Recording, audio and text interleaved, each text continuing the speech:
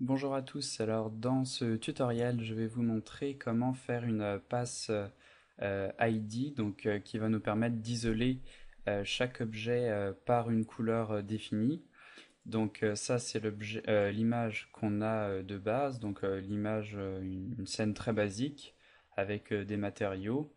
Et voilà dans Photoshop cette passe ID qu'on va obtenir et qui va nous permettre de pouvoir sélectionner très rapidement chaque objet dans notre scène pour faire des retouches sur ces objets. Donc voilà ma scène dans Maya. Donc comme je vous le disais, rien de plus simple, un fractal qui est appliqué en bump sur des Maya Materials. Les Maya Materials, voilà, avec des couleurs et un peu de réflexion. Donc voilà quelque chose de très simple. Et pour effectuer cette passe de rendu, on va utiliser un script. Donc le lien est dans la vidéo YouTube. Et donc une fois que vous avez téléchargé ce script, alors vous voyez ça va être un fichier .mel, mel qui est le langage de programmation de Maya. Ce script, moi personnellement, j'ai créé un bouton ici pour y avoir accès très rapidement. Comment créer un bouton? Bah, rien de plus simple. Vous avez juste à cliquer, voilà, clic droit, ouvrir avec bloc-notes. Donc là, ça affiche le script. Donc ce script mail ici, qui est pas très long, mais bien pratique. Et donc ici, dans nos shelves en haut, donc moi je me suis fait un shelf exprès avec l'email script. Donc on peut venir sur la petite flèche ici, elle est dans Shelf Editor. Et dans le shelf que vous voulez, donc moi j'ai mon shelf mail script ici, vous pouvez le mettre dans Custom ou ailleurs. Vous venez ici cliquer sur New Item, donc ça va créer un user script. Donc vous l'appelez par exemple ID, voilà. Et dans commande ici, on a langage mail, et donc vous avez tout simplement plus qu'à venir copier-coller, donc CTRL A, CTRL C pour copier ce script. Je le copie ici, je le colle ici, pardon, donc en langage mail, donc le script est ici, et maintenant je vais pouvoir l'utiliser donc en cliquant, donc je vais lui donner un label ici, donc ID, Save All Chef, et vous voyez que j'ai exactement le même bouton. Donc je vais le supprimer puisque je l'ai déjà.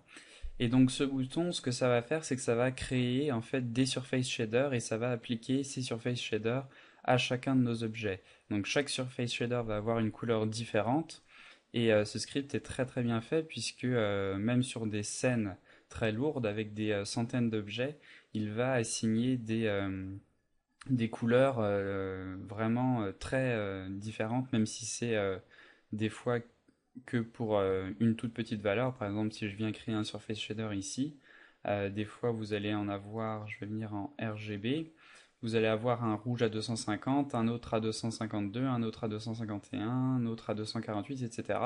Donc on va avoir l'impression qu'il va y avoir beaucoup d'objets rouges, mais ils vont être tous vraiment indépendants. Donc ça va être très pratique pour sélectionner nos objets. Et donc avant de cliquer sur ce bouton ID, il va falloir faire quelques petites choses pour être un peu plus organisé, puisque ça va créer beaucoup de matériaux. Donc là, on va en avoir une dizaine avec ma scène. Si vous avez des scènes qui comportent des centaines d'objets, ça va créer des centaines de surface shaders et ça peut devenir des fois un peu difficile après de retrouver voilà, les shaders d'origine comme le bleu, rouge, vert ici. Donc ce que je vais faire, c'est que je vais aller dans les bins et je vais ajouter une nouvelle bin. Donc je vais l'appeler défaut. Voilà. Et dans cette bin défaut, je vais placer tous mes matériaux que j'ai par défaut ici. Donc je les sélectionne tous, clique du milieu et je les glisse dans cette catégorie défaut. Donc là, ils vont être dans cette bin. Et je vais en créer une autre, donc ici, que j'appelle ID, voilà, dans lequel je vais mettre tous les shaders qui vont être créés. Donc maintenant, je vais devoir sélectionner toute ma géométrie pour pouvoir appliquer ce script mail. Donc je vais aller dans Edit, Select All by Type et je vais cliquer sur Géométrie. Donc là, ça sélectionne toute ma géométrie. Je clique sur le bouton du script mail. Donc là, voilà, vous voyez qu'automatiquement, ça a créé plein de surface shaders. Donc je vais les bouger voilà, par ici, pour qu'on y voit un petit peu plus clair. Et aussi ce que ça a fait, donc pas seulement, ça n'a pas que créé des surface shaders, ça a aussi créé un nouveau layer, donc selection mask. Donc là on a le layer d'origine et là on a le selection mask. Et donc vous voyez tous ces surface shaders, donc par exemple comme je vous disais, on a deux objets ici qui peuvent sembler les mêmes, avec cette couleur verte.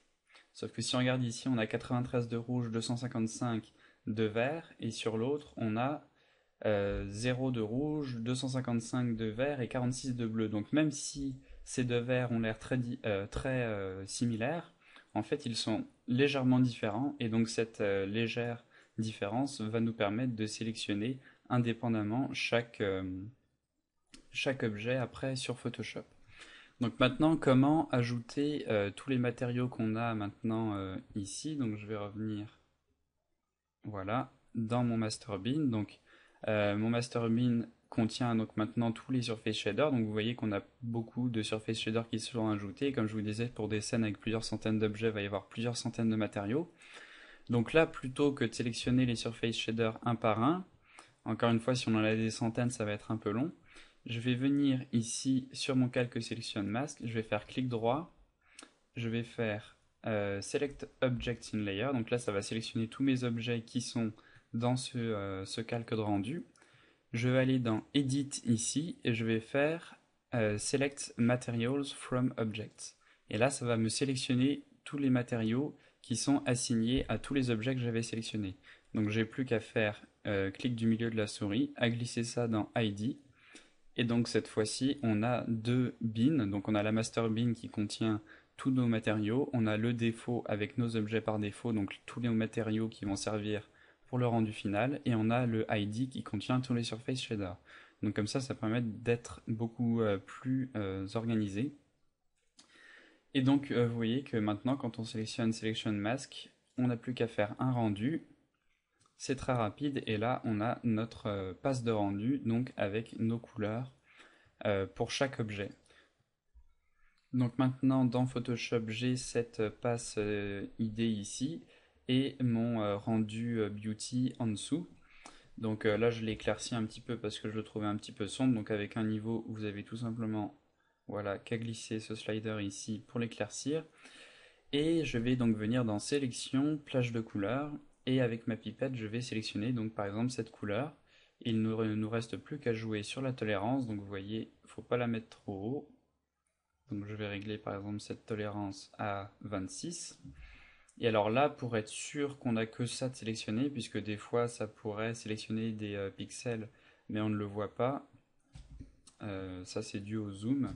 Par exemple, je vais revenir voilà, en arrière, je vais refaire sélection plage de couleurs, je vais augmenter un petit peu la tolérance. Alors là, vous voyez qu'on a des tout petits pixels ici qui sont sélectionnés, je fais OK. Et vous voyez qu'avec un zoom comme ça, on ne les voit pas, on a l'impression que notre sélection est parfaite ici, mais si on zoome plus proche de notre image, non, on ne les voit toujours pas. Mais si j'applique par exemple une courbe ici, donc je vais augmenter ça, vous voyez qu'ici, on a quelques petits pixels qui changent aussi. Donc on avait l'impression que rien n'était sélectionné, mais en fait vous voyez qu'on avait quelque chose de sélectionné par ici. Donc ça, faut faire attention. Donc moi ce que je fais généralement, voilà, je reviens sélectionner ma plage de couleurs, je sélectionne ce que je veux, je prends mon lasso, j'appuie sur Shift et sur Alt pour faire voilà, une sélection qui va garder uniquement ce que j'entoure. Donc je sélectionne uniquement ce que je veux garder dans ma sélection. Hop. Et donc là, je sais qu'il y a uniquement les pixels qui étaient dans cette sélection que je viens faire qui vont être dans la sélection active. Donc cette fois-ci, si je fais par exemple un calque teinte saturation, on va cacher cette passe ID. Et là, on peut venir régler par exemple la saturation uniquement de cette sphère.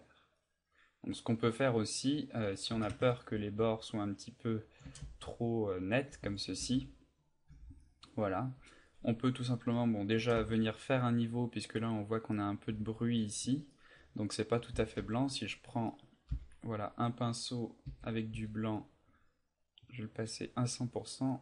On pourrait peindre comme ça. Une méthode plus pratique, c'est de venir avec les niveaux et d'augmenter un peu le niveau, voilà, pour effacer. Donc je ne sais pas si ça se voit beaucoup à l'écran, mais vous voyez, si je réduis, voilà, le niveau, on voit qu'ici on a plein de petits pixels gris, donc dû à notre sélection qui n'était pas parfaite. Donc ce que je fais, c'est qu'avec un niveau, je viens augmenter un petit peu ce curseur pour effacer ces pixels gris et n'avoir que du blanc au milieu. Et je vais aussi donc venir avec un filtre faire un léger flou gaussien, donc vraiment très léger. On va faire 0.1, peut-être un peine plus. Voilà, on va essayer avec 0.3. Et là, voilà, ça permet d'avoir quelque chose d'un peu plus diffus sur les bords. Et donc on peut venir régler la saturation par exemple. Et donc vous voyez le niveau de contrôle qu'on a maintenant sur nos objets. On peut venir faire une courbe et indépendamment régler chaque objet. Je peux revenir sur mon idée, plage de couleur, je vais sélectionner celui-ci. Hop, je prends mon lasso, je fais une intersection, donc en maintenant Shift et Alt, je sélectionne uniquement ceci. Je viens créer une courbe. Je fais un niveau, voilà, sur ce masque de fusion. Un petit flou gaussien. Je cache ma passe d'ID. Et voilà. Et donc vous voyez le niveau de contrôle qu'on gagne donc sur nos rendus. Donc voilà comment faire cette passe d'ID. Donc ID, voilà, avec tous nos surface shaders. Donc avec ce script, donc vous avez le lien dans les informations sur la vidéo YouTube. Et vous avez donc toutes les clés en main pour faire une passe de rendu ID. Donc voilà.